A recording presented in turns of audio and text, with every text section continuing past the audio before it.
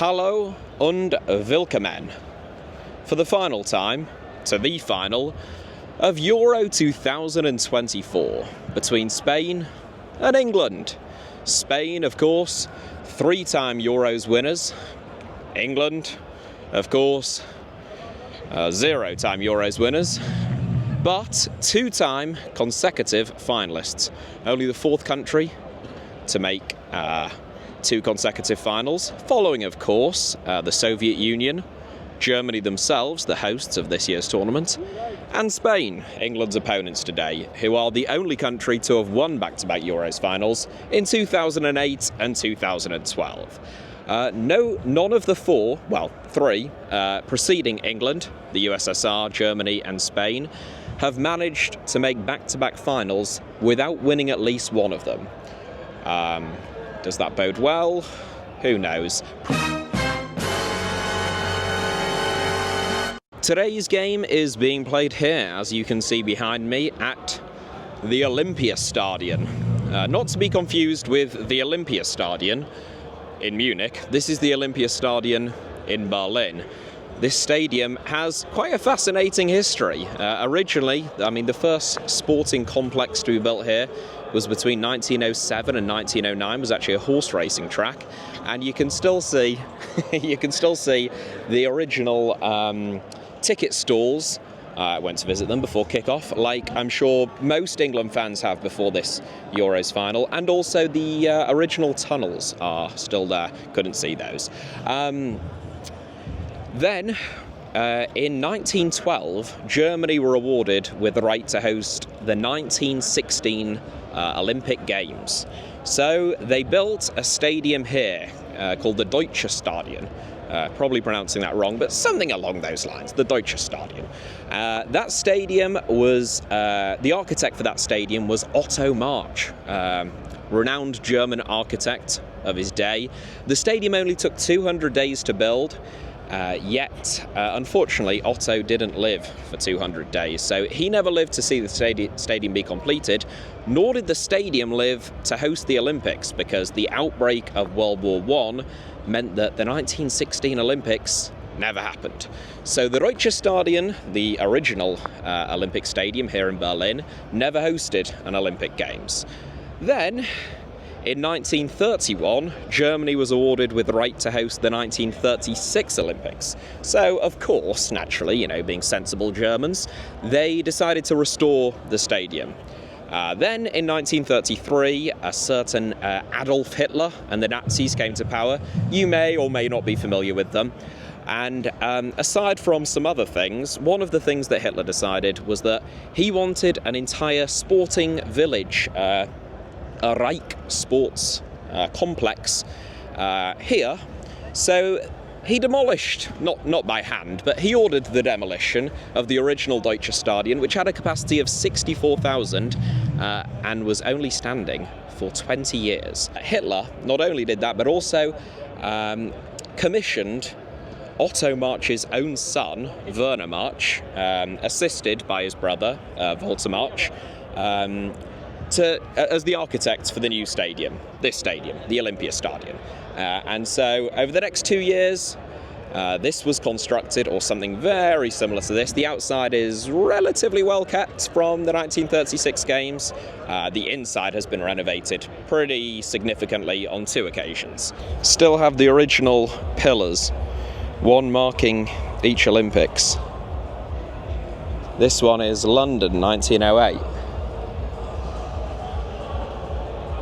So this is, of course, the venue, not only where Hitler opened the 1936 games, but also where, most famously of all, Jesse Owens won 4 gold medals, often seen as a symbolic victory, as well as, just an unbelievable feat of athletics, as Owens' gold medals were seen as sort of undermining Hitler's idea of Aryan supremacy. Germany actually won the most medals at that Olympics, but Owens was the real star. And Owens, of course, being an African-American, that didn't really fit in with Hitler's ideas. Jesse Owens, interestingly enough, often dismissed the idea that it's sort of fabled that Hitler refused to shake Jesse Owens' hand. I believe Jesse Owens said that that wasn't the case. It was FDR, the American president, who didn't give him an official welcoming at the White House, didn't shake his hand. And of course, he returned to America, an America that was still segregated and very badly mistreated. Not saying that Hitler was better than FDR. That probably shouldn't be the lesson of this, just that, America had a problem of its own, and the legacy of Jesse Owens is significant in more ways than the sort of common narrative. Probably not many people covering the Euro 2024 final will get lost down that tangent, but here we are. After the 1936 Olympics, as you may know, there was a little bit of a debacle, the Second World War, and following that, this part of Berlin came under British occupation. Berlin, of course, was divided between the Allies. Famously, that went quite well. There were no issues at all. And the Olympiastadion became a base for the British occupation troops. And the King and Queen's birthday was celebrated here at the Olympiastadion by British troops all the way up until 1994, which was when they finally left. So England, who are playing here today, have a bit of interesting history, I suppose, both on and off the pitch at this most famous of sporting venues. Not specifically a football stadium, unlike all of the others at this tournament, and sometimes maligned within the world of football for the racetrack which surrounds the pitch, often described as sort of spoiling the view and the atmosphere. But I am told that for really big games, by Germans this stadium can still be pretty special, and they don't get much bigger than a Euros final. Also interestingly, the Olympiastadion didn't host any games the last time that Germany hosted the Euros, which was Euro 88. The reason being, because Berlin was so contentious at the time, before the fall of the Berlin Wall, just before, it should be said, that the Germans didn't want to cause the West Germans didn't want to cause any controversy. They didn't want teams pulling out, necessarily, of the tournament. So they just didn't have Berlin as one of the host cities of Euro 88. Incidentally, the Olympiastadion instead hosted a 4-team tournament, which was known as the 4-team tournament, or 4-nation tournament. It was a bit more inventive than I initially suggested, but not much more. So it's quite symbolic, I suppose, today that the final of the next Euros that Germany hosted is being hosted here. As many of you will know, most monuments from the Third Reich, from the Nazi German era, were demolished or significantly altered due to, a slight bit of national shame and wanting to create a clear separation from that era of Germany's past. The Olympiastadion was no exception in some ways. It was, particularly during the 1990s following German reunification, it was a hot topic here in Berlin as to what to do with the Olympiastadion. Some people wanted it entirely demolished, like the Deutsche Stadion, get rid of it, let's forget this era ever happened, or, try to remove all traces of it. Some people wanted to just leave it alone, let it crumble like the Colosseum, if you like, and others wanted to see it renovated. It's still a pretty impressive feat of architecture, and eventually it was that third argument which got its way. The biggest renovations happening between 2000 and 2004, ahead of the 2006 World Cup. Where this stadium also hosted the final. So this is the venue not only where Jesse Owens won 4 gold medals, but also where Italy beat France to win the 2006 World Cup. Zinedine Zidane's final game and a Marco Materazzi headbutt, among other things. A lot of history at this stadium, and maybe some will be made today. Well, certainly some will be made today. Whether it will be Spain or England emerging victorious, that's the question. Hello, darkness, my old friend. Never let it be said that UEFA don't have enough corporate partners. I've had enough of these malicious lies being spread about my friend Alexander Safarin.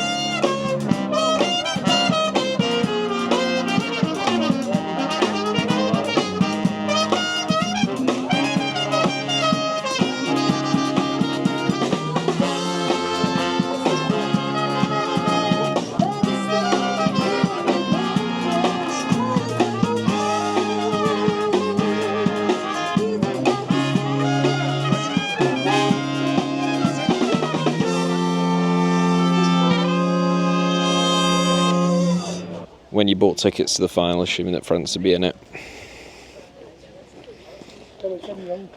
Devastating. Stumbled upon the VIP section.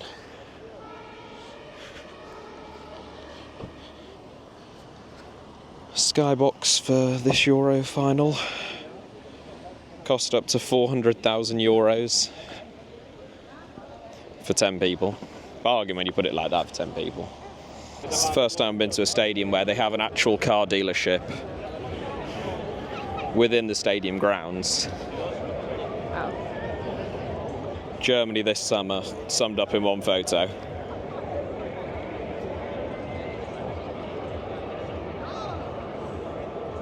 Could go either way.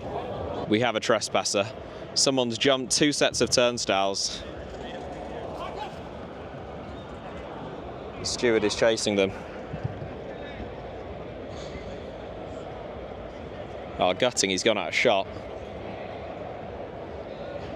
Or has he? No, he has. He's gone very early, hasn't he?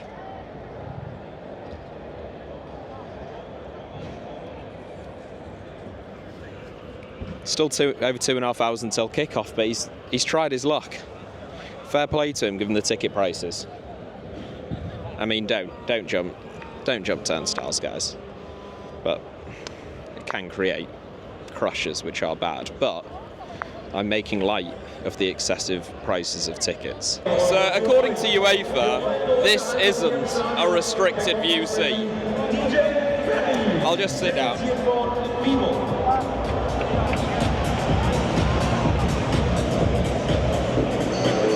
This is my eye level. I either have to duck down or stand up, in which case the kids behind me are not seeing this game. Still, at least the tickets were cheap, otherwise you could be quite annoyed about something like that. It would seem that I just love sitting in the wrong section at Euros games. There's only about 10, maybe 15,000 Spain fans in this stadium. At most, a quarter of the stadium, and I'm being generous. Yeah.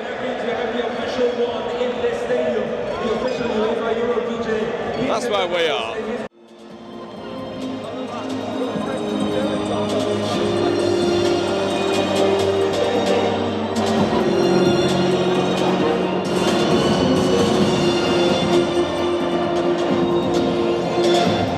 Rubbish, to be honest. Don't even know why I'm recording.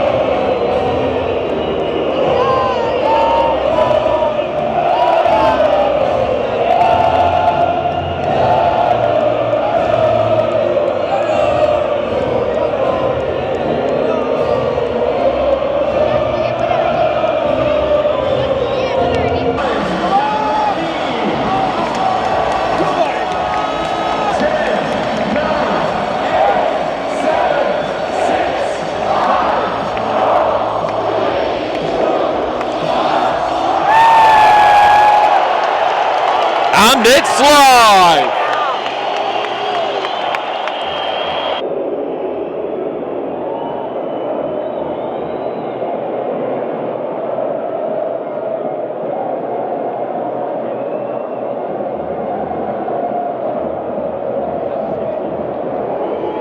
Opening 10 minutes have been dominated by Spain. In terms of possession, they haven't created anything. But the high press has been very effective. Still 0-0. No. I mean, they're going to be gutted by the end of this game when we absolutely shithouse our way to a penalty shootout win. Hello, darkness, my old friend.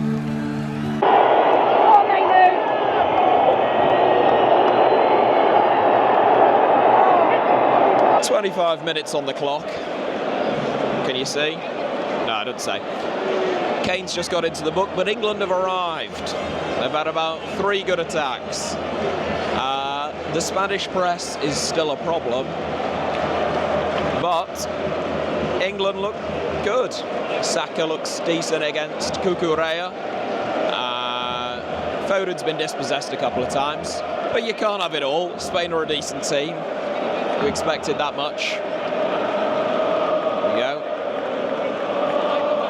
There's a lot of football still to be played, though.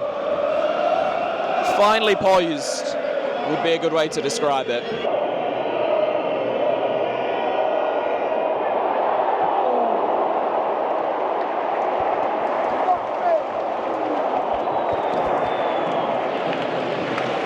Decent chance for England right at the end of the half. Foden almost pulled it back, but not quite. England have been pretty good. It's been an evenly matched first half, I'd say.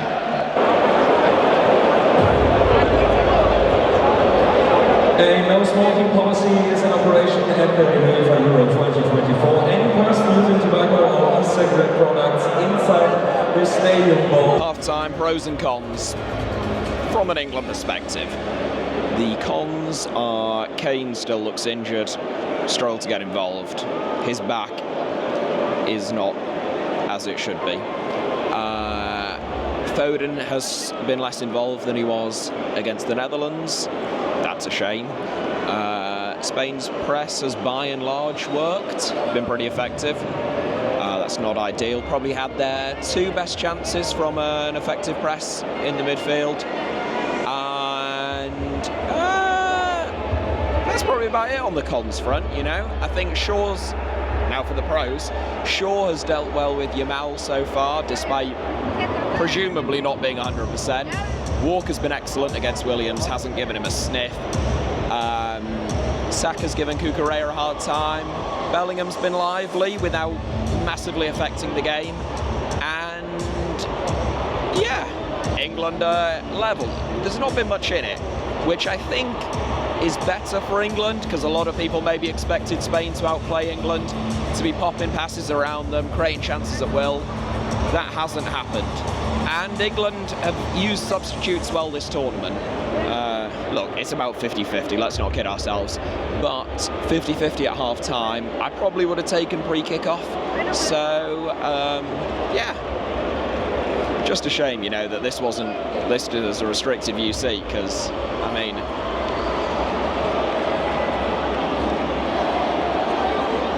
that really does take the piss, to be quite frank.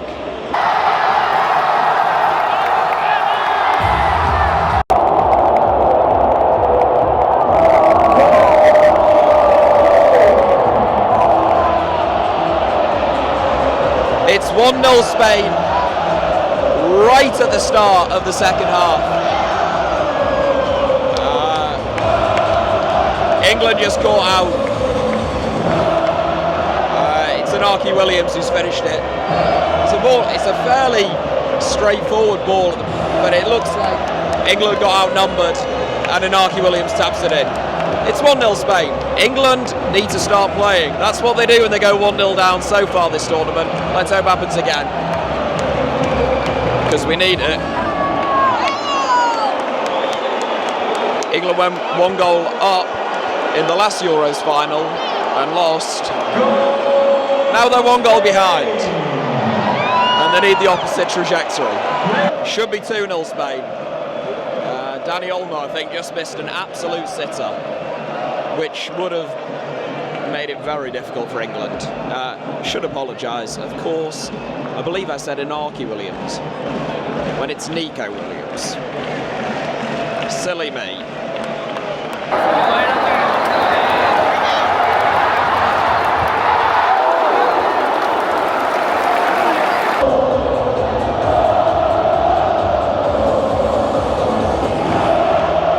It's 2-1 Spain. I didn't record any of the last half hour because I was going mental at England's goal and there was too much going on. After scoring, Spain reasserted themselves and England dropped off, and Spain probably deserved their goal. There's about 3 minutes for England to do one last special thing at this tournament against the best team at this tournament. And if they do, I probably won't record that either because I'll be going mental. But, you know, at the moment, it's 2-1 Spain, and they deserve it. The Spain team go wild with all 7 of their fans that have attended this Euros. Yeah, I'm bitter, all right. I'm allowed to be bitter. Two defenders. Come on, it's not me. Fucking with everything. Seriously. Fucking hell, we destroy them. We beat everyone fucking 6-5. I mean, that's what fucking win.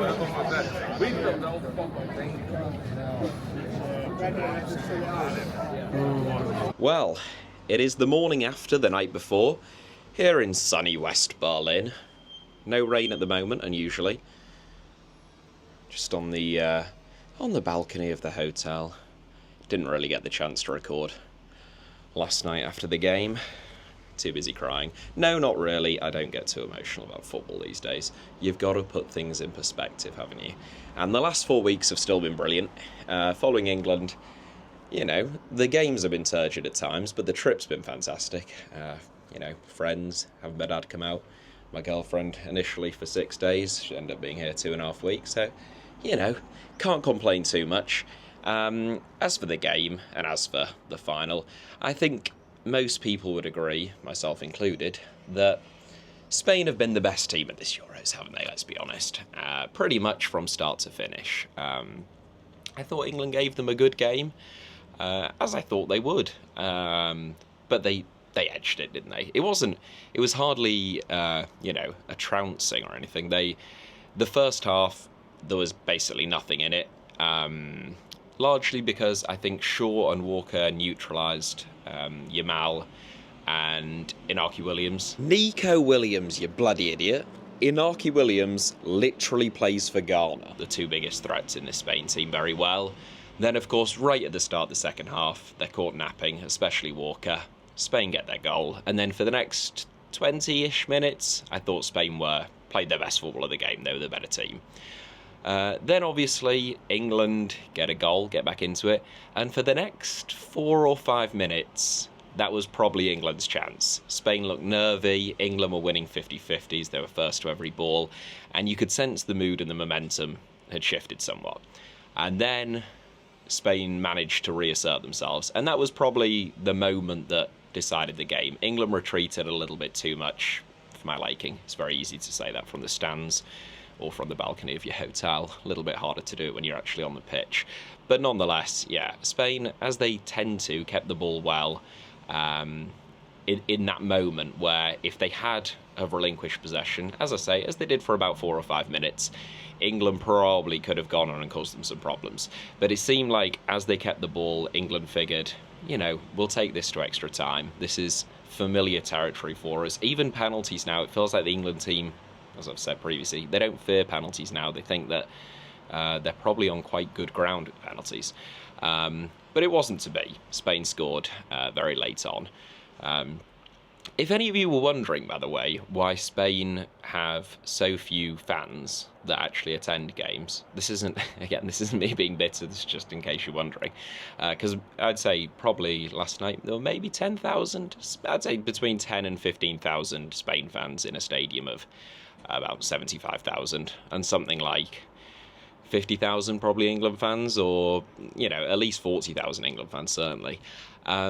That's big. Well, there's a couple of reasons. Basically, for a start, Spanish football just doesn't have the same culture of travelling to games as English culture, or German, or Dutch, or, you know, similarly, I should say, to French football. If you look at away crowds in La Liga or Ligue 1, there aren't any, basically. People don't go to away games much, and that translates into international football. They just don't attend tournaments very often. Then in Spain, you've got the double whammy of large parts of the country, don't want to be a part of Spain, basically. You've obviously got the Basque Country and Catalonia, where there are very large independence, separatist, whatever you want to call it, movements. So, that sense of sort of Spanish nationalism or identity that people often rally around with football just doesn't really exist in the same way. Which is slightly irritating because, of course, both of Spain's goal scorers, Inaki Williams... I swear to God, if this fucking idiot says Inaki Williams one more time, I'm going to throw him off this belt. And Mikel Oyarzabal are from the Basque Country. So if they had their way and they had independence in their own national team, they wouldn't be playing for Spain and England would have won the Euros final 1-0.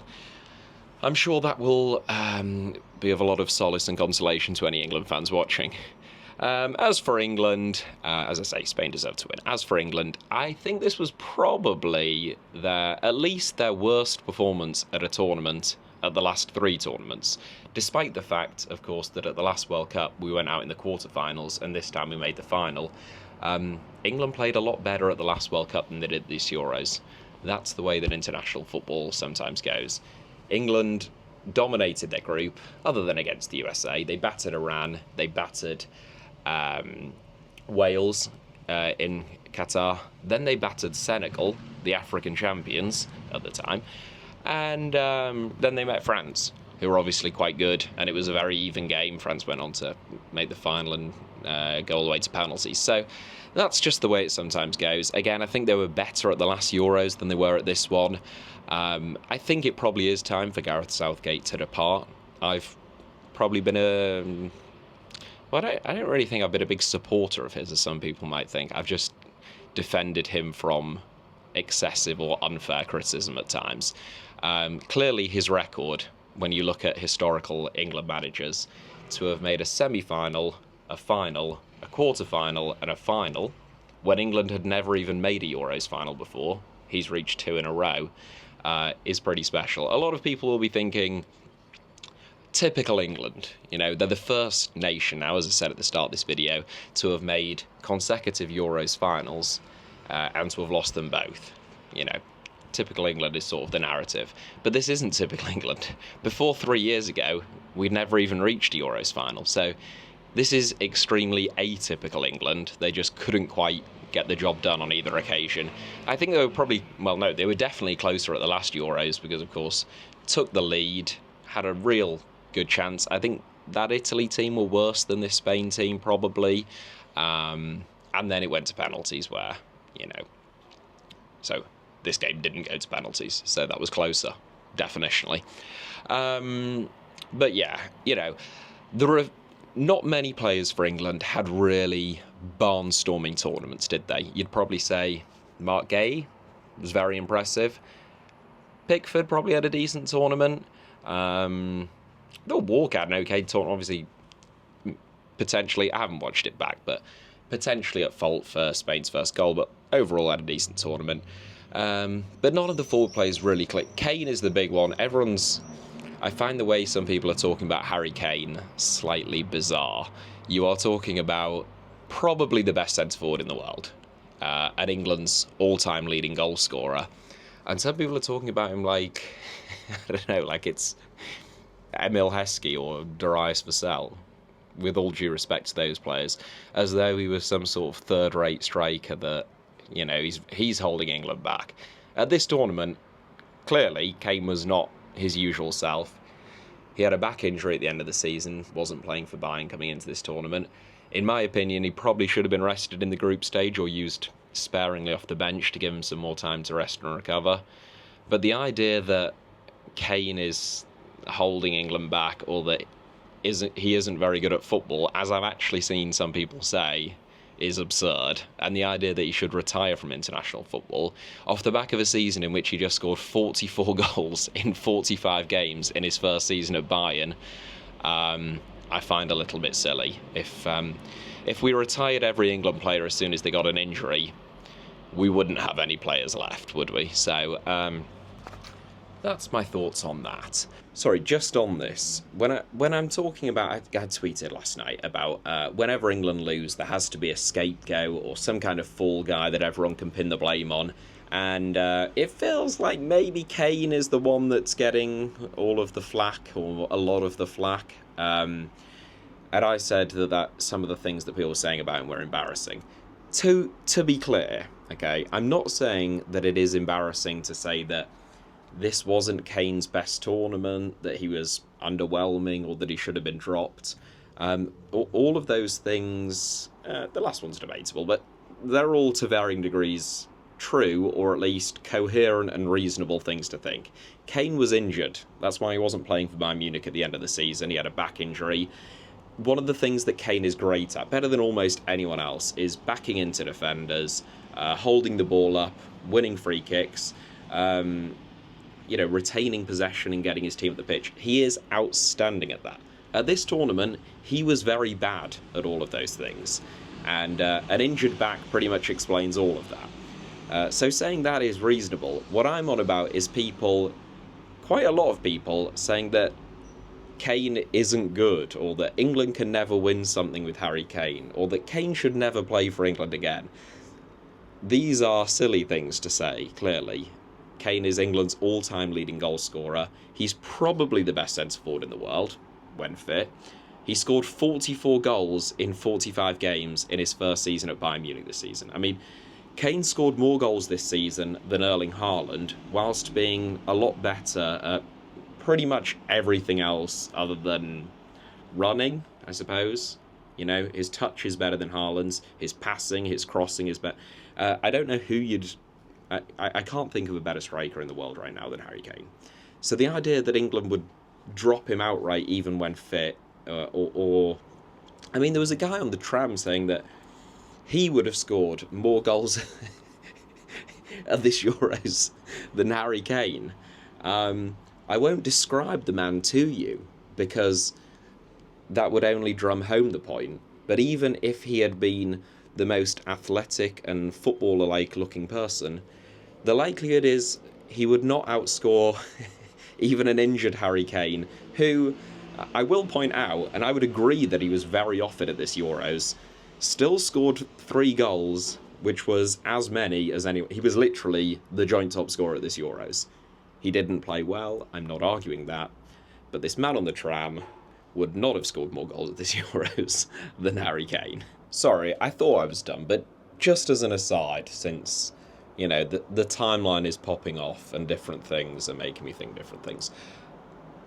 One of the narratives, as I said, I think it's probably time for England and Southgate to part company. I thought that would happen whether we won this Euros or went out in the group stage. As it turned out, we reached another final and lost another final.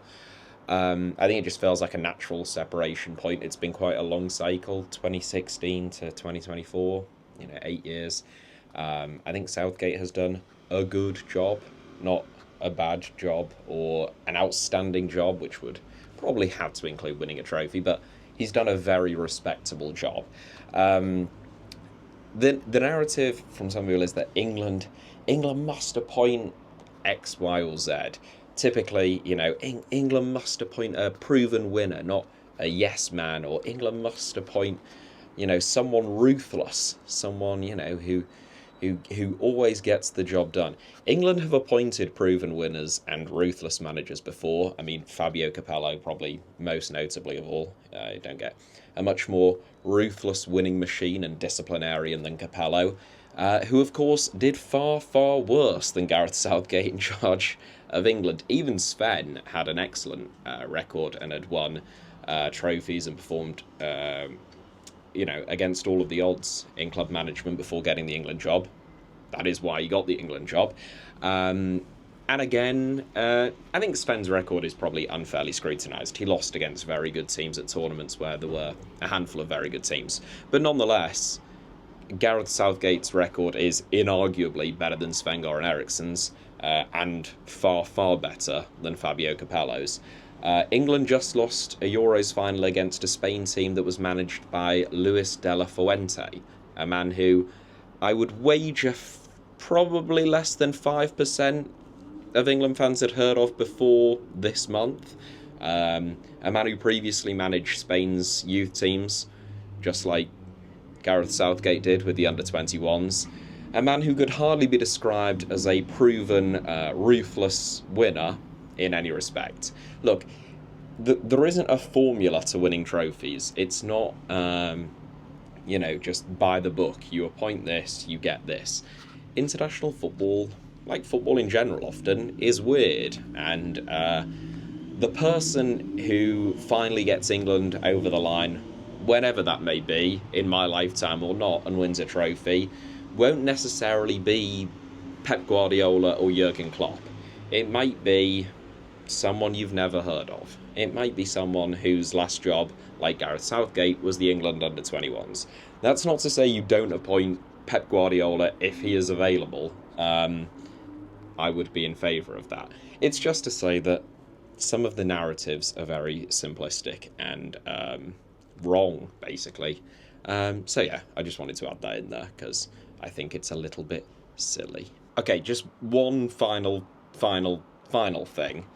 This will be seen as cope, I know, enormous copium, hopium, whatever we want to call it, but genuinely, I would rather England, as much as I would love England to win something, obviously, the fact that England routinely now make it to the latter stages, the quarters, the semis, the final.